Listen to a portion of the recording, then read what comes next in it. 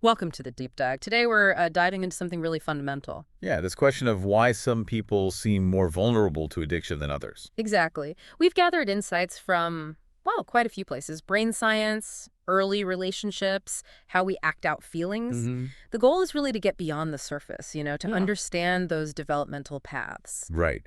We're trying to see addiction as this complex thing that develops over time. It's shaped by um, our biology, our early experiences. And how we learn, or maybe don't learn, to handle emotions. Precisely. It's got many layers, and we want to kind of unpack those for you. Okay, let's start unpacking then.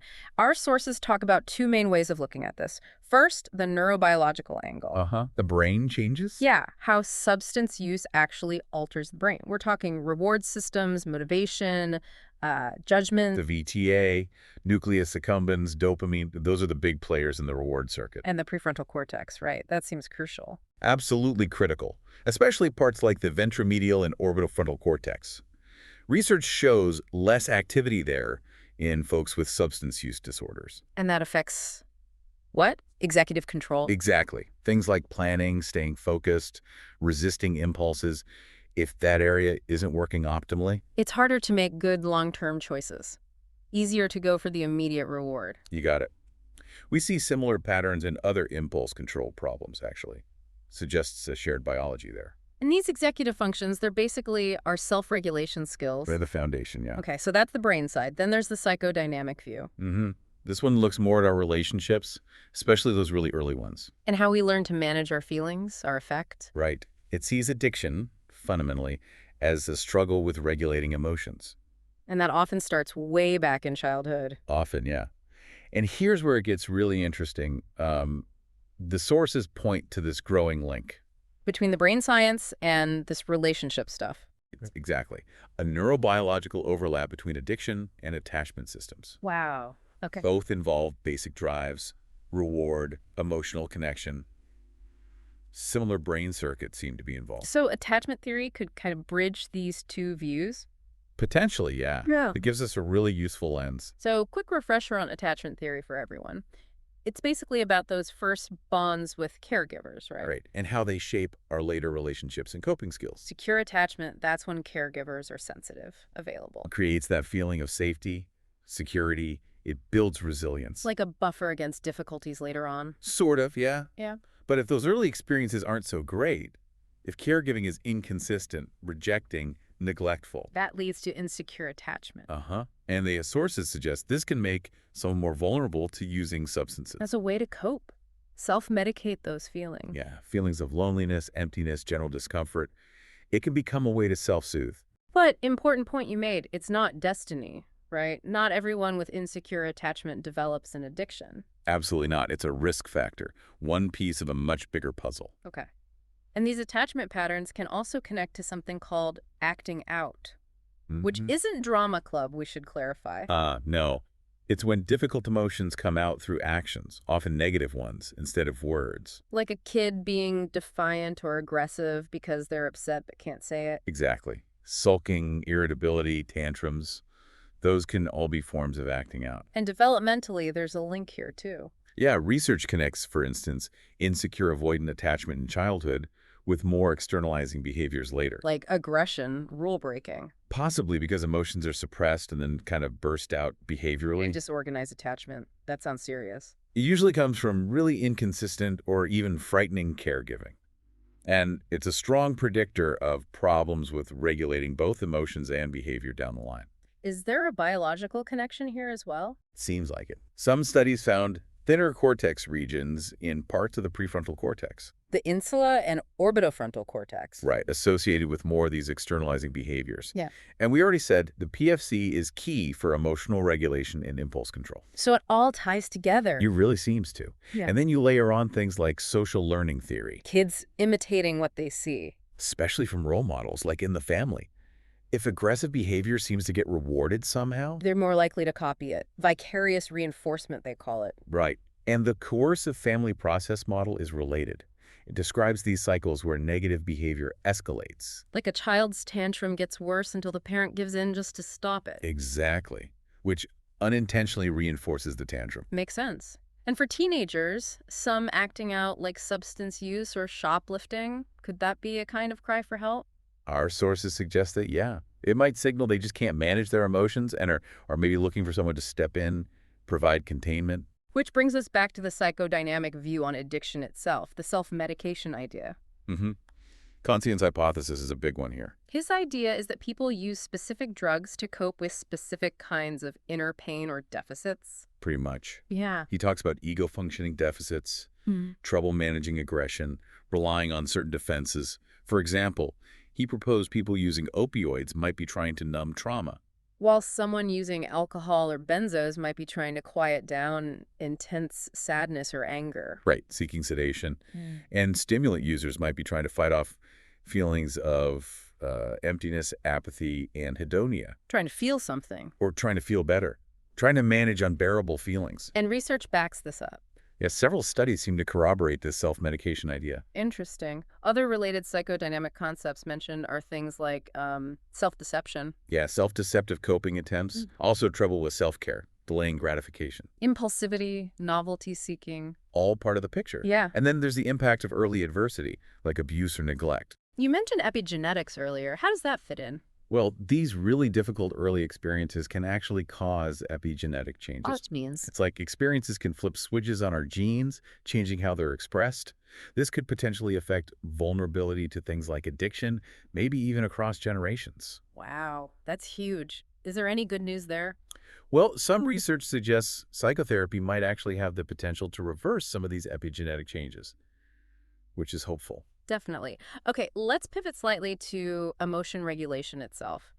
Our sources really hammer this point home. They do. There was a big meta-analysis looking at lots of studies. And it found people with substance use disorders have significantly more trouble regulating emotions. Consistently, yes. Right. Compared to control groups without SUDs. They used a scale called the DERS Difficulties and Emotion Regulation Scale. And where were the biggest difficulties? Two areas really stood out. The strategy subscale. Meaning trouble using helpful coping skills when upset. Exactly. And the impulses subscale. Difficulty controlling impulsive actions when feeling bad. Right. Acting out impulsively under distress. They also found more use of expressive suppression. Trying to hide feelings. Push them down. Uh-huh. And this difficulty with regulation might be a key link, a mediator, between early maltreatment and developing substance dependence later. So the trauma happens, makes it hard to regulate feelings, which then increases risk for substance use as a coping method. That seems to be a major pathway for many people. And when we talk about coping, we have to mention defense mechanisms. Right, those unconscious strategies we use to protect ourselves from difficult feelings. The sources highlighted regression. Yeah, that's like reverting to an earlier developmental stage when feeling overwhelmed, anxious, or threatened. Like acting more childlike. Can manifest that way, Yeah. yes. And since SUD itself can be traumatic, regression can become a coping mechanism within the addiction. And avoidance. That seems pretty straightforward. It is. Just staying away from things, places, people, situations that trigger anxiety, shame, or bad memories. Like avoiding family members who disapprove of the substance use. Exactly. It protects the person from confrontation, allowing the behavior to continue more easily. Okay, zooming out again. We can't ignore the broader context. Trauma, ACEs. Adverse childhood experiences, yeah. The link is incredibly strong. Childhood neglect, emotional or physical, makes addiction 3 times more likely. That's what one source indicated, yeah. A huge increase in risk. And just growing up in a dysfunctional household, witnessing domestic violence. Big impacts. Witnessing domestic violence was linked to up to 40% increased odds of substance issues later. Parental substance abuse, instability, it all adds up. And this ACEs addiction link is seen in research across different settings. Even in studies looking at kids involved in the legal system due to abuse, and things like starting alcohol use early, like before 15. Also increases the risk of dependence later. Definitely. And then there are the sociocultural factors. Addiction rates aren't the same everywhere. No, they vary. Higher rates reported in places like the US and Eastern Europe. And demographics matter too. Age, employment status, gender, race, ethnicity. It's complicated. Individual vulnerability interacts with the environment. Absolutely. Which is why effective help needs to consider all these pieces. Let's talk about that help. What works? Well, cognitive behavioral therapy, CBT, is a major evidence-based approach. Helping people change thinking patterns and behaviors related to substance use. Exactly. Trying to bridge that gap between research and what actually happens in community treatment settings. And medications. MAT. Medication-assisted treatment, yeah. Very helpful for managing withdrawal, cravings. But it's usually most effective combined with therapy. Addressing the underlying issues we've been talking about. Right. Can't just treat the symptoms. Yeah. And support groups, AA, NA. Huge role for peer support, community, resources, knowing you're not alone. Incredibly important. And for kids, showing those acting out behaviors. Parent training programs can help. Yeah, teaching parents strategies like positive reinforcement, consistent discipline, monitoring, helping break those negative cycles. And psychodynamic therapy itself. Can be very effective too, especially approaches informed by ideas about ego deficits, true false self, or trauma. Helps people understand the deeper roots. Okay, one last area our sources touched on which might seem a bit different. Addiction to relationships. Limerence. Yeah, it's an interesting extension of these ideas. There's a difference between healthy reliance on loved ones Which is normal attachment. and this unhealthy obsessive preoccupation called limerence. What does that look like? Intense, intrusive thoughts about the person, deep insecurity about whether they feel the same, huge emotional ups and It downs. sounds exhausting. Yeah. And difficult to regulate. Very.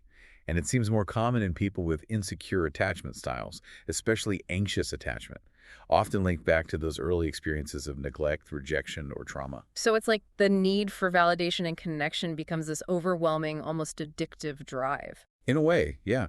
It mirrors some of the intensity and the emotion regulation struggles we see in substance addiction. Wow. Okay, so wrapping this all up, our deep dive today really shows addiction isn't simple. Definitely not. It's not about willpower, not a moral failing. It's this complex interaction. Brain changes, developmental experiences, how we handle emotions.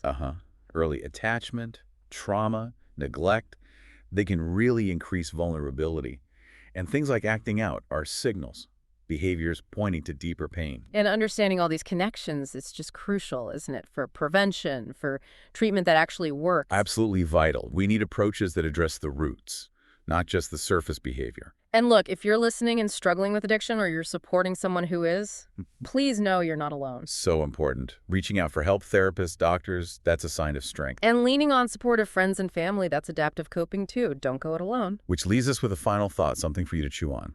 Given how much these early experiences matter, how profoundly they shape vulnerability. What can we do as a society? Yeah. How can we better support healthy child development right from the start? What's our collective responsibility to tackle the things that lead to childhood adversity, to build resilience from day one? Yeah, it's a big question, maybe the most important one. Definitely something to think about long after this deep dive ends. Yeah.